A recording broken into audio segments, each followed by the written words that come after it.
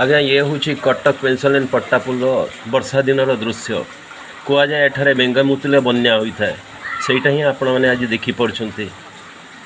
सामान्य वर्षार ये आंठु आंठुए पानी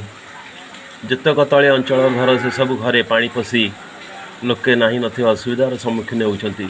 बारंबार कटक महानगर निगम एवं जिला प्रशासन को कहले सुधा आमर ये तलिया अंचल कौन सुव्यवस्था करा जाउनी जो कि आम मैंने प्रति वर्षा आसिले हैरान पड़ी था। तेणु सरकार को निवेदन आमर अंचल विधायक कटक महानगर निगम एवं अन्य पदस्थ ऑफिसर मान को अनुरोध यार कौन स्थायी प्रतिकार करंतु कारण प्रति वर्षा आसिले जमती सते आमको लगे कौन एक बड़ विपद आम आड़ को माड़ी आसूची एबे सामान्य वर्षा देखंतु कौन लोकंर जास नाई लोकों घरे खाइबा पीबार असुविधा रांधिबाई जो जगह रंधा हुए से रंधनशाला पानी आंठुए तेणु लोके किपरि चलिबे